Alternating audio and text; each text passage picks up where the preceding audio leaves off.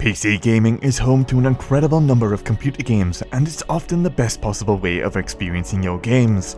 But with more and more games companies wanting a bigger piece of the pie, we're being forced to actively use more and more unique game launchers to access our PC games, with lots of games being exclusive to certain launchers.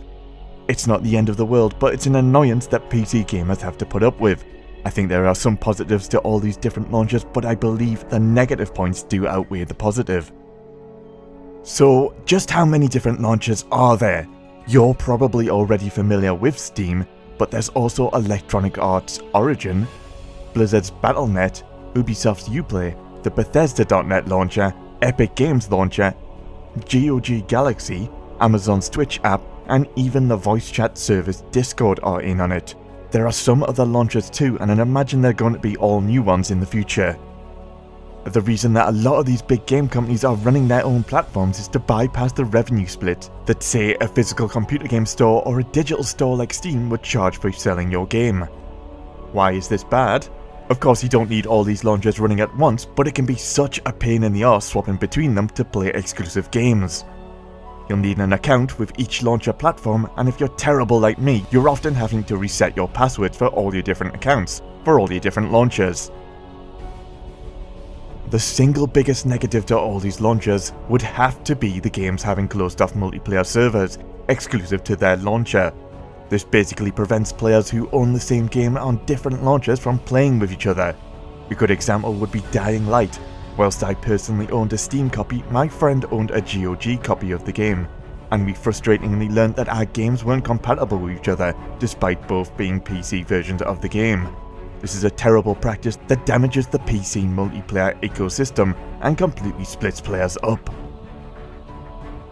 Admittedly, it was my own stupid mistake, but just this weekend I accidentally bought the Witcher 3 expansion pack for GOG, when I thought I was purchasing a Steam copy. This GOG expansion pack was incompatible with my Steam-based game, so I ended up having to get a refund. One PC gaming platform in particular, the Windows Store, is already integrated into Windows 10, but it's largely disliked for its terrible store navigation, unreliable systems, and huge restrictions set upon games themselves. It's just an unpleasant experience that leaves a sour taste. Some PC platforms offer some extra features that can make your gaming experience that little bit better. You'd expect the basics: achievement systems, friends lists, cloud saving, and a decent refund system at minimum. The problem is that a lot of these launchers don't even offer any of these things, such as the Bethesda.net client, where the best they can offer is plenty of advertisements. So when a game is exclusive to a bare bones launcher, it can lessen the experience. The lack of an achievement system can personally be a bit of a turn-off for me, as I'd enjoy playing a game a little bit longer in an effort to earn some extra achievements. Playing devil's advocate, the biggest benefit of all these different platforms would have to be the competition.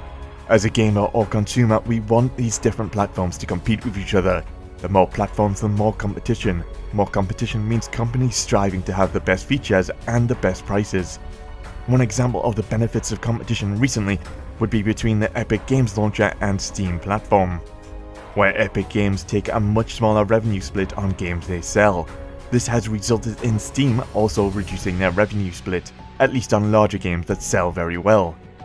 This results in more money to game developers and game companies, and a more enticing reason to drop exclusivity and bring a game to multiple platforms.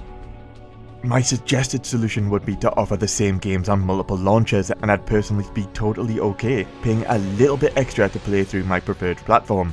Just make sure multiplayer is compatible between different launcher platforms. But to be realistic, I don't see this happening. Every company wants the biggest piece of the pie possible. And companies like Ubisoft sell their games through Steam, but once you've launched your Steam game, you're then required to also launch the games through the Uplay launcher as well. Pity it's the gamers who have to suffer. Having too many launchers is definitely a frustration for PC gamers, even if there are some small positives. If I could, I'd probably get all my games through Steam, as it's the most feature-rich platform. It's where my friends hang out, and it's where most of my PC gaming library already exists. To be brutally realistic, having too many PC launchers is only a small drop in the pool of problems when it comes to manipulative and shady practices within the gaming industry. To see more on these in the future or just general gaming content, consider subscribing to my channel. Until then, keep gaming.